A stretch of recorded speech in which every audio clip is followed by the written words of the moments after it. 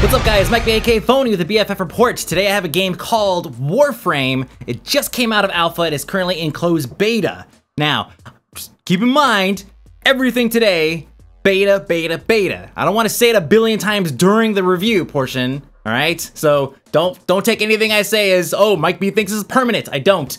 And all of you guys should know this as well. This game, the fact that it just came out of alpha means that there's obviously lots of stuff they plan on putting in. I mean, usually when I take a look at games, I try to check them out when they're in an open beta phase, but this game was so polished, I just could not pass it up. So let's go ahead and take a look.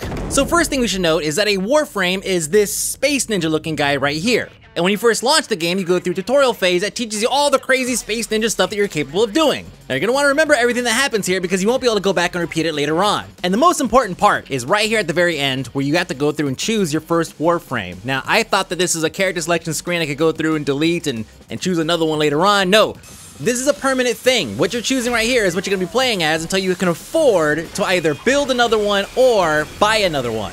Now it's worth noting that all the footage you're gonna see today is from the character Vault. If you wanna see footage from other Warframes, you're gonna wanna look those up on like YouTube or whatever. Now in regards to customizing your Warframe, you have very, very limited options. Pretty much the only customization you're gonna do is changing your weapons or changing the color. And if you don't pay to unlock other colors on the palette here, you're basically stuck with just this center strip. But it seems pretty obvious that this isn't the be-all end-all in terms of what they're gonna offer for, customization in the future, especially stuff that they could, monetize. For example, on this screen here, you see there's a little slide here that says skins. So obviously, with the skins being separate from Warframes, we're probably gonna see some kind of major changes to the way your character looks. Something like League of Legends, for example. Now, before we get into gameplay, let's go over some of the other things that are inside of this arsenal screen. For example, you see the little wrenches here. If we go into one of these screens, like let's say for, your weapon, you have a kind of a skill tree layout, or a tech tree rather. You could go through and you could plug points into these slots to add either mods or just basic stat or function upgrades.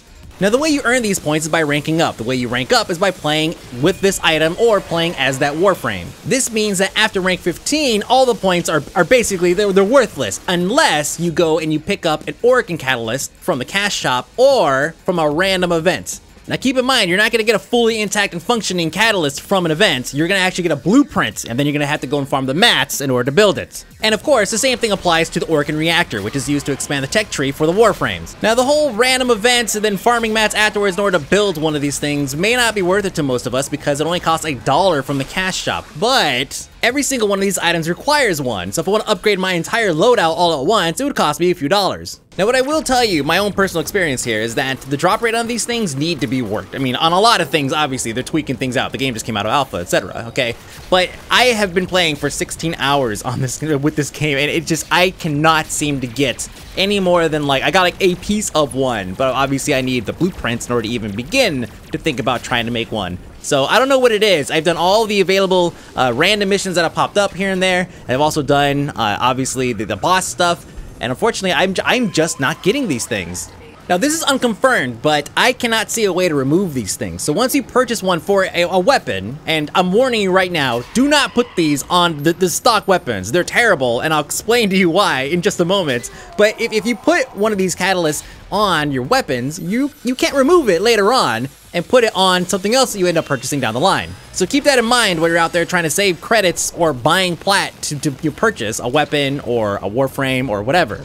Now, a lot of you guys probably already noticed the gameplay in Warframe feels and looks a lot like kind of a juiced up Mass Effect 3 multiplayer. And in my opinion, the multiplayer portion of Mass Effect 3 was the best part of that game. What it doesn't have is a cover mechanic, which initially I didn't really like that. I figured if I'm a ninja, I'm gonna run up to a box, I'm gonna put my back up against it, and then do like a vault over the top of it. But I later began to appreciate the fact that every time I go flipping over one box and into another, it doesn't lock me into an animation, putting me into a cover position. Now, while you're running around here, you have the ability to slide and then do like a front flip from a slide, and you can jump up and you can melee and do the overhead slash. You can charge up your melee ability. It takes about like 1 to 2 seconds, and then you can unleash a more powerful attack on the enemies. But even with all that, there's a couple things that I feel are missing from the way that, I would expect a ninja to be able to operate. Like, for example, being able to run across walls. That would be kind of a neat thing to do, right? And the last thing, and really, this is my biggest gripe about this whole thing. Switch hands. Why can't, I'm a ninja samurai from space. Why can't I just put the weapon in the other hand so that I'm lined up here against this wall in this corner, I can very easily shoot around the corner? Now, they've already thought of half of this. They allow you to actually move the camera over to the left shoulder instead of being over the right shoulder. So I can still peek around corners and everything, that's fine. But the second I go to try to take a shot, forget it. Now, there's also a pretty big feature that's missing right now, which is stealth play. You can go in and into every map and you're undetected. You're always undetected initially. And then the second you alert somebody, they'll run to a panel and they'll activate it. It's really hard to prevent them from getting to that panel unless you have an ability like, you know, the Loki Warframe. They can go invisible and move to that panel and keep people off of them. But here's the thing, right now, it's not fleshed out. There's no grenades or smoke grenades or anything like that in there to help you, or traps, or even benefits to running a full stealth run. So obviously the stealth element is not yet fully implemented. Now, as I mentioned, Loki has the ability to go invisible, so you could do entire runs without being detected once, which it's still difficult to master that, of course. But that's intended to make it easier to stealth, not necessarily make it so that the only way you can have stealth play is by using this Warframe. That would be silly. Now, let's go ahead and talk about environment. The game looks phenomenal. It looks really great. I must warn you really quick, if you guys like have Bloom turned on, do yourself a favor and stay away from an all-white ninja outfit. It does not work. It's very distracting, but other than that, the game looks phenomenal. And the downloader was like 600 megs. The game was super small. This is great news for some of you guys who have bandwidth caps or something. I mean, the damn game will fit on a CD, assuming you guys remember what that is. Now, the layouts of every level are randomly generated, and I don't mean like they're all different from each other. I mean, if you do the same one over and over again, it's going to be completely different from the last time. And this is great because the game requires essentially for you to go back and run like the same boss over and over again, or go and farm up mats by going to a different sector and running in a specific area. So it's nice to have that kind of variety built into the game. Unfortunately, right now, they don't have a much of a variety in the types of layouts you have. I'm inside of a ship. I'm inside of a ship. Hey, look, I'm inside of a ship with fire. Hey, look, inside of a ship with crap growing off the walls. I know this is a complaint because I've already seen this a couple times. I want to go ahead and reassure you that they have said that they plan on adding different tile sets to expand upon it, so you don't feel like I'm always in a ship. So I'm sure in the future we'll see some outdoor environments being added. I mean, even Dead Space had scenes where you're supposed to go outside of the ship.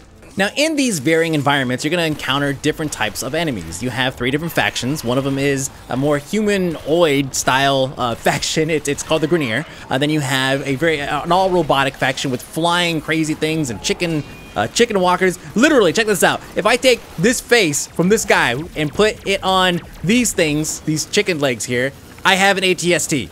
And the third faction is the Infestation, which their entire AI layout is completely different from all the other mobs that you see. A lot of them, they're not afraid to get in your face. They don't use any range attacks. As a matter of fact, only very few kind of elite mobs would use kind of a range attack that actually scrambles your entire screen. It's really kind of an interesting mechanic. So they did a pretty good job of giving each one of these types of factions their own kind of characteristics and feel.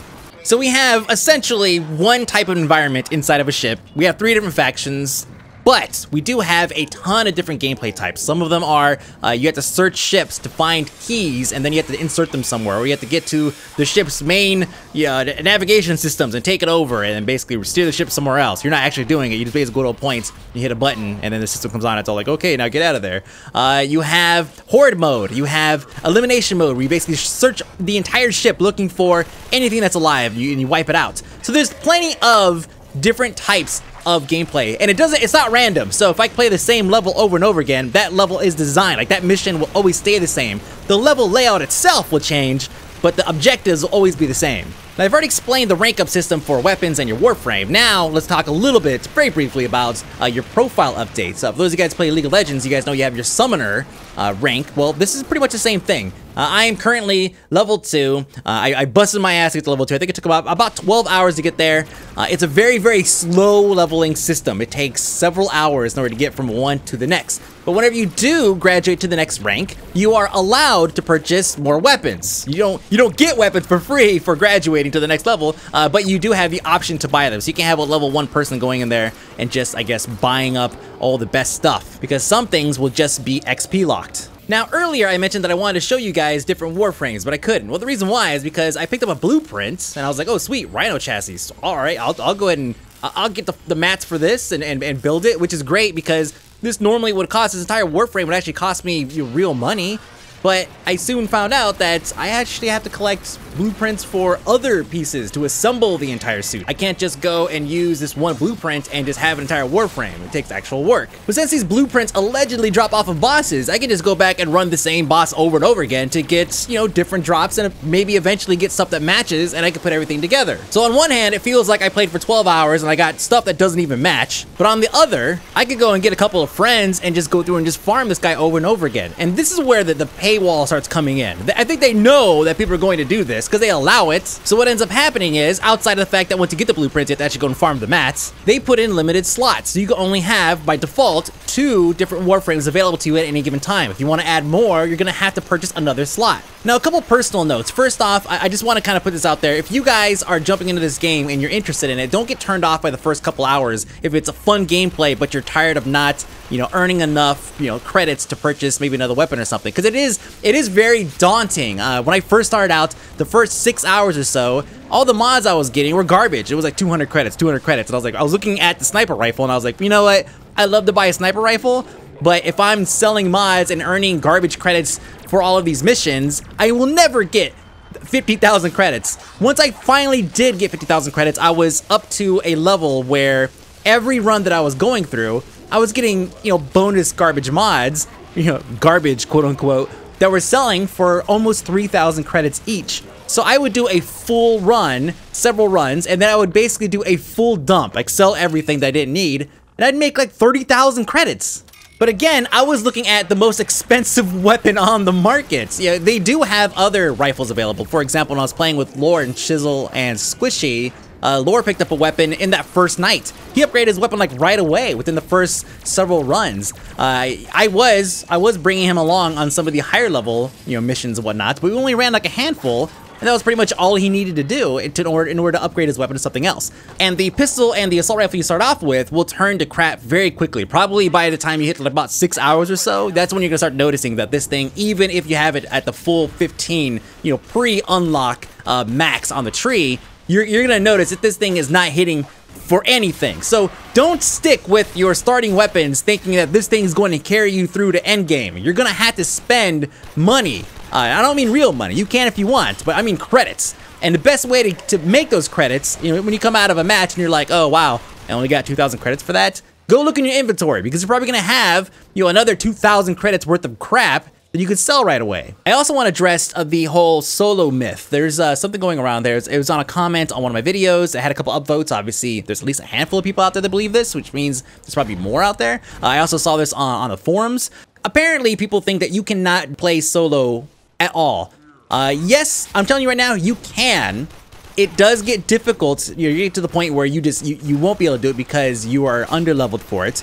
Think about it. The game is not going to dumb down the entire map just so you could play solo. But if you want to play solo, you can. You're just gonna have to deal with the added challenge of doing it. I've personally gone through and have done lots of solo matches. I've done it mostly to just level up weapons and everything, but I've tried some of the harder ones and levels that are like mid-range to what I am now. So like, for example, my Volt is level 30. So if I go through and do like a level 20 or 25 or something match, that is really difficult to do.